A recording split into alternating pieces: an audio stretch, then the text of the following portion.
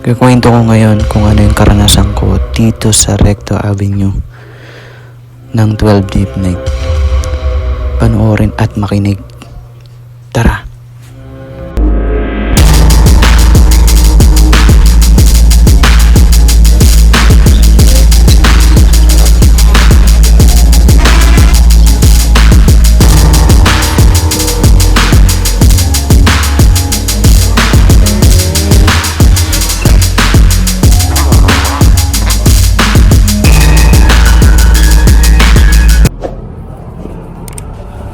Welcome to my YouTube channel.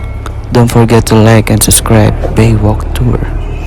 Okay, ngayon ikakwento ko sa inyo kung ano yung karanasan ko dito sa Recto Avenue ng 12 midnight. Grabe, kakabahan ka talaga maglakad. Kahit nasabihin natin na maraming ilaw, alam natin ang Recto Avenue ay isang pinaka-riskiest street ng Manila. Maraming nangyayari, mga kababalaghan dito sa lugar na ito. Tamang walk trip lang talaga ako pag ganitong oras. Nandun nga yung kaba,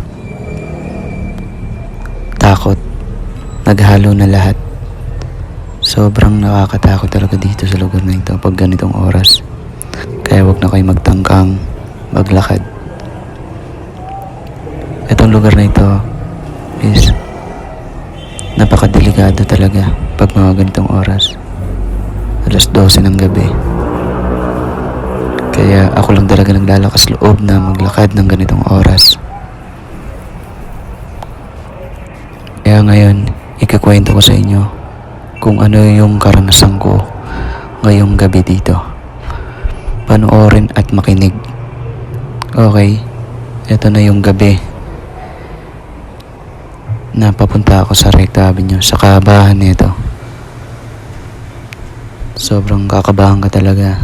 At yun nga, nandito yung mga nakatagong katotohanan na hindi alam ng karamihan.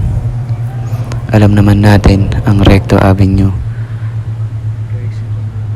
ay isang, alam nyo na, nandito na lahat ng mga trahedyang nangyayari.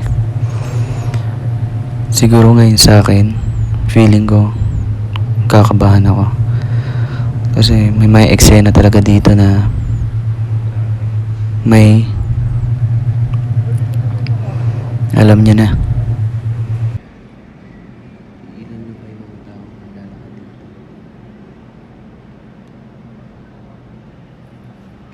Lakas ang dagay loob mo.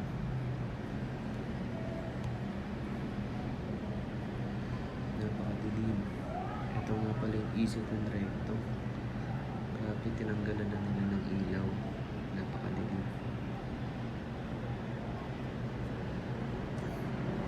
Bakit kaya?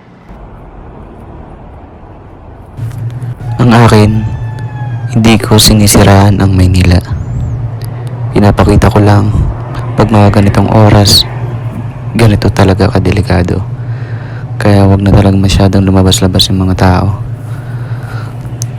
Ako, walk trip lang talaga ako. Tamang trip na maglakad ng maglakad. Kung saan ako mapunta, doon ako. Kahit saan naman mapunta. Dito sa part na to is napakadilim talaga, kung mapapansin nyo. Dito yan, sa malapit sa Isitan Mall ng Recto Avenue. Grabe, patay na yung ilaw. Napakadilim. Alam natin sikat to. Marami na nagbablog sa lugar na ito. Mga ganitong oras, hindi nila kayang puntahan kasi nga napakadelikado talaga. Kaya tignan natin ang istorya at yung senaryo mismo pag ganitong oras dito. Kukunti na lang yung mga tao. Pansinin nyo naman yung iba. Tignan nyo po. Napakakunti na lang talaga.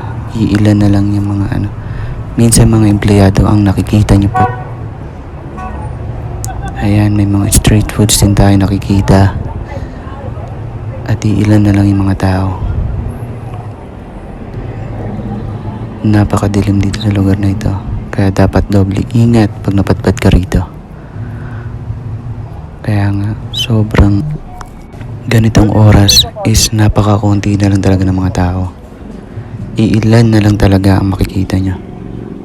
Compare pag mga hapon, tanghali o umaga.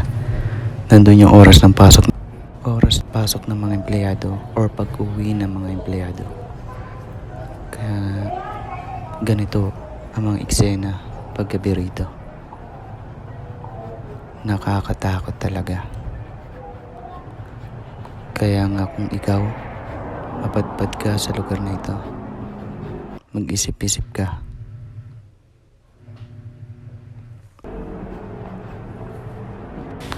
Pansinin nyo, wala na mga tao talaga.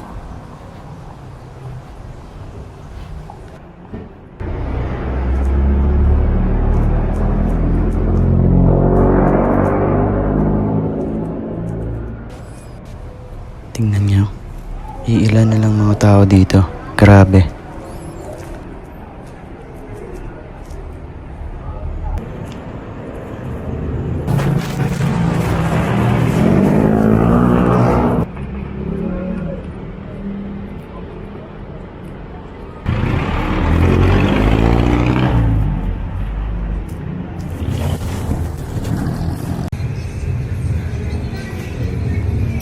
Maraming nakatambay kahit mga ganitong oras.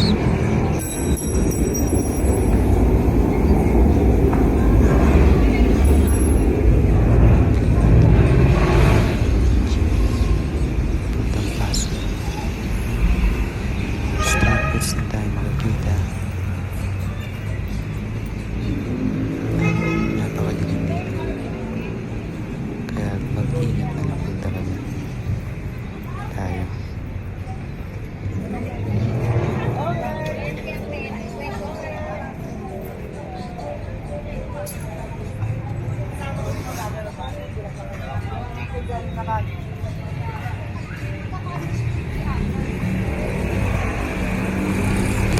Dito sa mismong Isitan Mall Recto, napakadilim talaga kung mapapansin nyo. Ang hirap naman dito. Di ko alam kung ano mangyayari. Napakahirap. Nakakatakot talaga.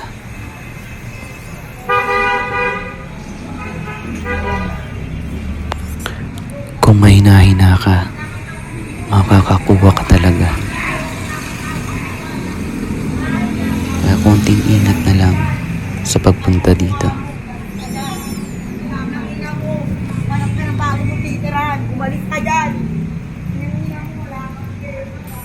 Naka-experience ka na ba dito?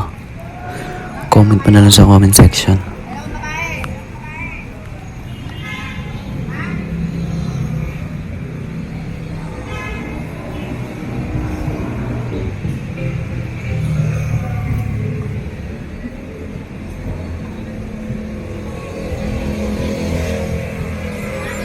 Maraming salamat sa patuloy na panonood at pakikinig sa aking channel.